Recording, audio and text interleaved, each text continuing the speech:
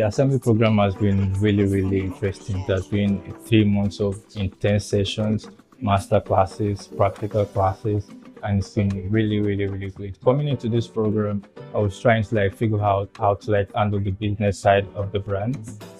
But after this classes, talking to industry experts, and after a while, I got a hold of it, and now I understand that it's not just about expressing yourself through art, but it's actually understanding how to run it as a business.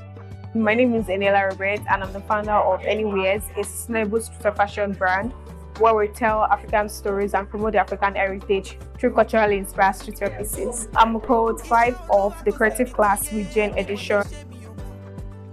The assembly is on a journey. We've been doing this for 8 years, and we're trying to move away from the typical incubator program model where we're just trying to churn out fashion businesses and so they can just dominate the world. We really want to create a particular type of entrepreneur, an entrepreneur who is mindful of the environment, an entrepreneur who is mindful about people, about communities, and not just about extracting. And to all the participants here, I know what it takes to go through a rigorous class like that. I want to congratulate you for not pulling out of that class, because I've seen some cases where people start these classes and they end up not finishing these classes. But I want to congratulate you for finishing this class, starting and also ending it.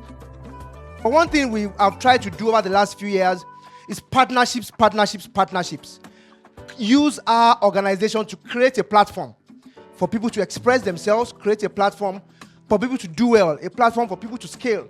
So it's pride for us to be part and parcel of success stories. So whether it's Nola or Dimeji or Adeno or Eniola, and we know that on March 21st, 2025, we supported her in doing a lot more.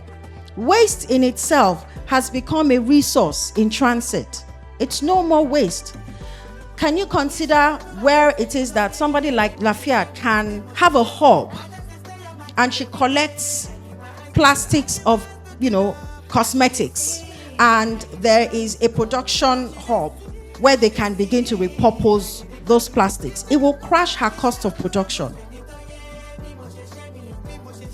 Digi means mirror in Yoruba, and it is a virtual try-on solution that allows you to see what the outfit will look like on you through 2 ways: either putting up your details on the system or uploading your picture, and then you get a AI generated image that shows you exactly what it will look like. So if you think it doesn't look, it's not compatible with your body size or with your body type, you don't need to make the purchase. I have to think of new ways to make my products more affordable for me, sustainable for me as my business to continue, and also for my customers to be able to afford.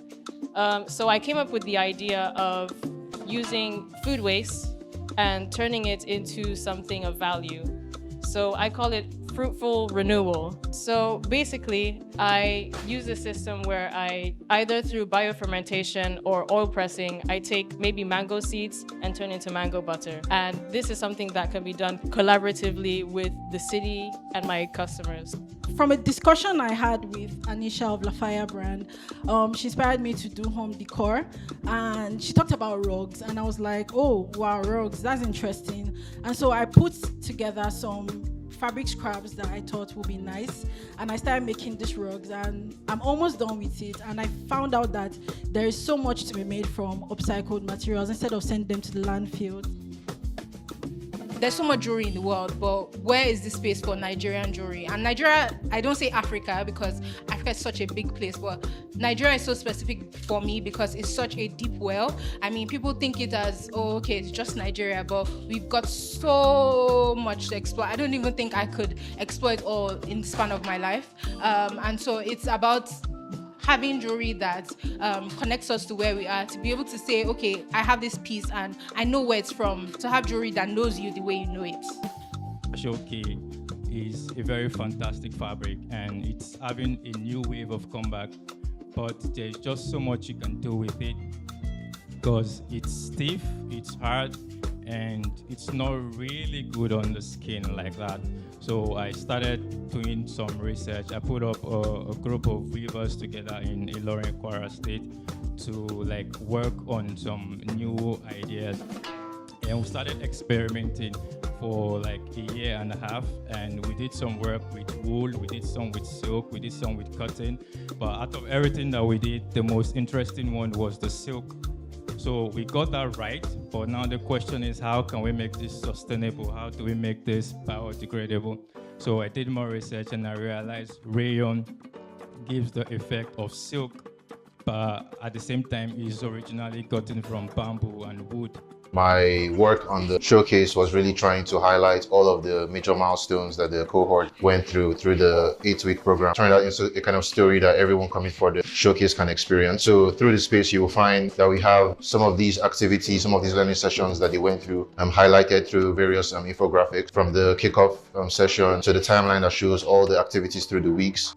Event is one of my favorite events because it's not just about churning out the fashion designers. It's about, she used one word that I really love, midwifing a change, driving the narrative of sustainability and this regenerative principle that you talked about. And even for us at Wema Bank, we are also driving this regenerative principle by what it is that we're doing by supporting this. I really wanted to do something that mimicked the regenerative principles, right? And we didn't really want to create a culture of competition. I think the industry is already competitive as it is. So we're not doing your first, second, third runner-up because they're all incredible. But what we did was we had some very strict criteria, and we asked the cohort to submit presentations, a little bit like what you heard earlier on today. And the criteria basically was around how were they embedding regenerative principles into their business models, into the way they're working, and in how they're thinking about the industry. And the winner is